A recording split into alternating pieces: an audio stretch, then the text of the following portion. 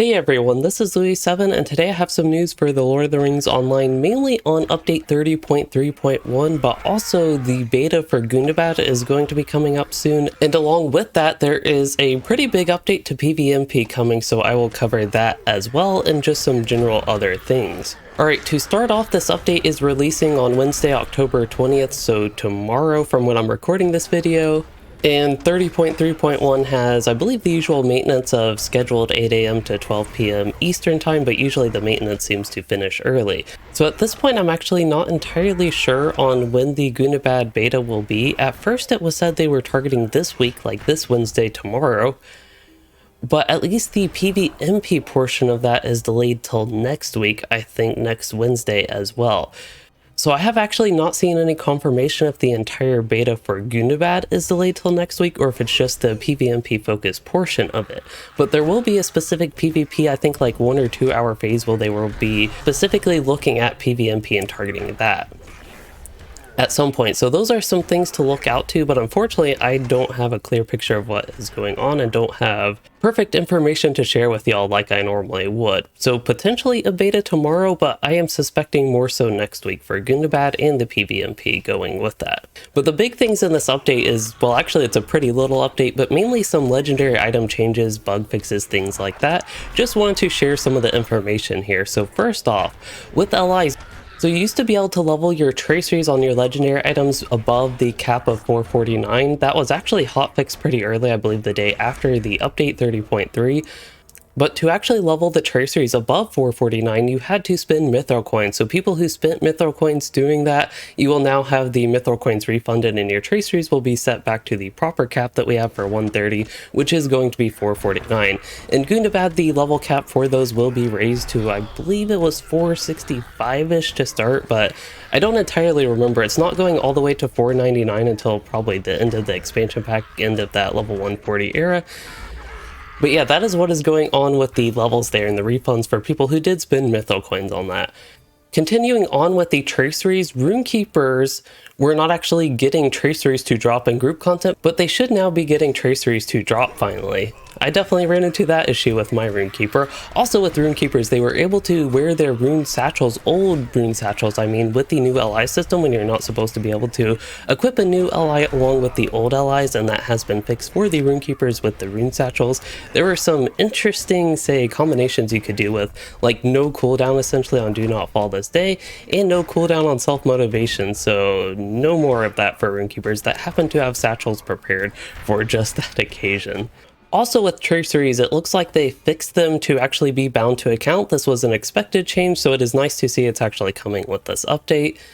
So any tracer you have will be bound to account, and I believe that was always the intention with these, so you can now essentially pass along traceries you get to alts if you do not want them on your main character, or the character at least that you looted the traceries on. So that is entirely good news to me. I much prefer the idea of them being bound to account. It's a lot more alt friendly, and I just think more player friendly in general. Continuing along, it looks like they have started some work on perhaps conversion of old items. I don't know if this is how all the items will work in the future, but for old imbued legacy replacement scrolls, they will now disenchant with the Flame of Encalamir into currency that can be used on the new LIs, and the same is going to be true with the legacy replacement scroll boxes. They won't be disenchantable, rather, they will just grant new currency or items that are used in the new system instead of the old system, so they won't actually get imbued legacy replacement scrolls from those boxes. Personally, with the disenchanting part of the actual scrolls, I believe this is perhaps a good method for how they can actually, say, reimburse players for their old stuff. You just like disenchant your scrolls of empowerment, that type of stuff. It might be a little bit of a slow process, but perhaps that is a way they can make it work and not have to have a whole bunch of different clunky barters for all the different types of scrolls of empowerment, starlight crystals, just all the different items even outside of those. So perhaps this is a hint at what we will see in the future, and that's what we get now. We don't have any numbers on what currency you will actually get for the imbued legacy replacement scrolls. They were quite valuable in the past, but with, I know, the ancient Ithil coins, I think they were called, from Throne of the Dreadterror, they were kind of getting easy to get just because you could farm so many of those. But they were very valuable, so I'm interested to see what currency you get out of it exactly.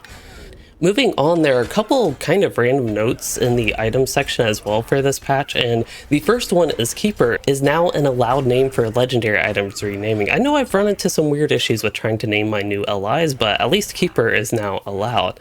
Also, there is a currency cap warning coming to Valor packages, the ones that give at least ancient scripts, to, as it says in the patch notes, explain what happens if you redeem the package and acquire enough ancient scripts to take you above the currency cap with those. And ancient scripts have a currency cap of 10,000, just so you all know, but I should point out, I have seen some confusion around this. If you appraise an LI when you are already at the cap, that actually ignores the cap, so you can keep appraising LIs and just actually get tons of ancient scripts way above the cap.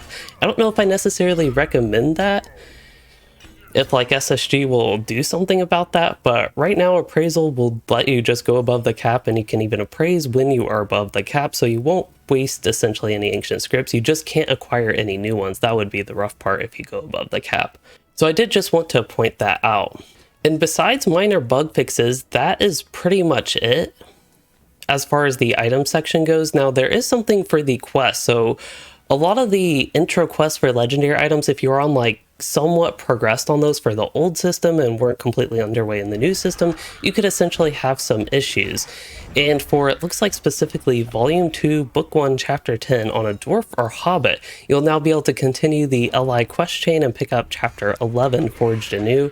And then there is a note that players who already had Volume 2, Book 1, Chapter 10 or 11 already had those underway. They may still be unable to acquire or reforge their legendary items or not level them up is another issue I have seen. So you can contact customer support to get assistance with this. That has been confirmed and is even in the patch notes. So until they get that fixed, or in case they never get that fixed, I do recommend going ahead and just contacting customer support if you are having that issue to go ahead and get it taken care of for yourself. Alright, so there are two more patch notes that I want to share. We're actually going to go to classes, a little bit of a weird order today, but there's one change for brawlers, and basically their skill, their plant feet buff skill, essentially it was a ground target area right around your character, and you had to leave the area and go back into the area for your buff from plant feet to begin stacking. You no longer need to do that essentially. And the last change we have is only for 2 servers, Arkenstone and Landroval actually, and there were some issues with game performance. I know I've been having tons of lag. I don't know if that's what they mean by game performance or something else. I've also heard people crashing a lot. I don't know specifically on those servers or just in LOTRO in general, but they have changed some server configuration settings for Arkenstone and Landroval, as I mentioned, which it says address a possible issue with game performance again.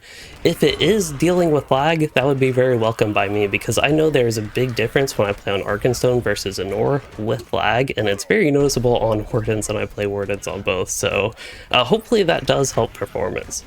Alright, before we get into the PvMP notes, I have a little bit of a, say, like, PSA type message. This is probably the most common comment I have seen about the new legendary item system, is people are still getting legendary item XP from quest rewards. They still have heritage runes which grant LI XP, and that will actually be useful in Gundabad. This was confirmed by a developer, I believe Vastin, on the legendary item revamp, that LIXP will be used in the reward track, and that's how you'll progress in the reward track, which is coming with Gundabad. So it is good to save heritage runes, and yes, legendary item XP, there is no point in removing that from quest because it's just coming right back, like essentially a month later after the update. So that is why it is still there, and why it wasn't replaced with other new rewards, and why you should save heritage runes. So I did just want to mention that, since a lot of this had to do with the LI revamp, and that's just the, again, most common comment I feel like I have seen. But moving on, we can now cover the PvMP stuff, and yeah, there are pretty big changes coming with Gundabad. The PvMP update will be the same patch as Gundabad, it sounds like, and we have heard from the new developer who is working on PvMP. They go by Fance on the forum, and they made this huge thread about these changes. So if I remember, I will link that thread in the description of this video if you want to check things out more in detail. The developer responded to tons and tons of comments, and this is like the most active I have seen a thread, at least developer-wise, in LOTRO in a very long time, or even ever. So it was pretty nice to see, even if I don't personally play PvMP all that much, it was really nice to see. But The big thing that was notable to me is PvMP gear is coming back. That is something that I actually don't really know how long it's been missing, but I want to say level 85-ish. It's been a really long time that at least I know of since we've had PvMP gear. So it's nice to see that coming back. It actually sparked some interest personally into actually checking that out and checking PvMP out, at least on the Freep side. I don't know about the Creep side, but that aside, they're also reworking Audacity, which I believe is the PvMP stat for Freeps. Essentially, I believe reading this, Audacity gives you a multiplicative damage increase now, and it reduces incoming damage, and it also has a crowd control duration reduction. And it actually says monsters are able to purchase Audacity up to rank 50. And then it says Legacy gear will retain its Audacity, but it will be suboptimal. I thought Freeps could use Audacity, but we're really getting to the limits of my knowledge of PvMP. I just thought I remembered that being a thing in the past for Freeps, but yeah, setting that aside with the Audacity rework, that is kind of what's going on with it. And the last thing we have is there will be new PvMP essences, and they will be exclusive to PvMP. And I believe they will be starting with the level 140 cap with the Gundabad PvMP gear. So those are the pretty big things. Again, there are a lot more details in the thread and in other posts other than the summary post. So if you're interested in checking that out, I will link it in the description below. But otherwise, that is all I have for this little bit of news roundup video with update 30.3.1, which again is coming October 20th, that Wednesday, as well as the PvMP notes and little legendary items info.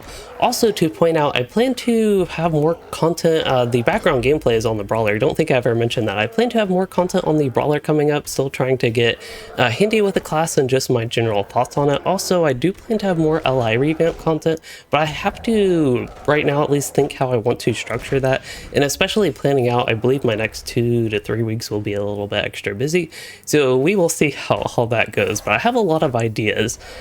But if y'all have, again, any general concerns or video ideas you want me to cover as far as the Brawler and LI revamp go, please do let me know, because any suggestions are helpful even if I have tons of ideas already.